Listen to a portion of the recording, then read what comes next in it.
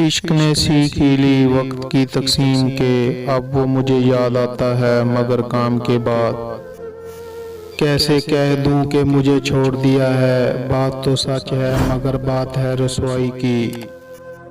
ये दुख नहीं कि अंधेरों से सुलह की हमने, मलाल ये है कि अब सुबह की तलब भी नहीं। रेत ही रेत है इस दिल में मुसाफिर मेरे, और ये सहरा तेरा नक्श कफे पा चाहता है। यही खामोशी कई रंग में जाहिर होगी, और कुछ रोज के वो शौक खुला चाहता है। रात को मान लिया दिल ने मुकद्दर, लेकिन रात के हाथ में अब कोई दिया चाहता है। सारे जहां से कट गए कितने अकेले रह गए, किसने कहा था उम्र भर गम से निभा के लिए। मलाल है मगर इतना मलाल थोड़ी है, ये आँख रोने की शिद्दत से लाल थोड़ी है।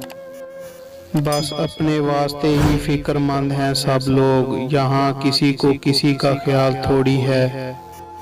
तुझे मनाऊं कि अपनी आना की बात सुनूं, उलझ रहा है मेरे फैसलों का रेशम फिर।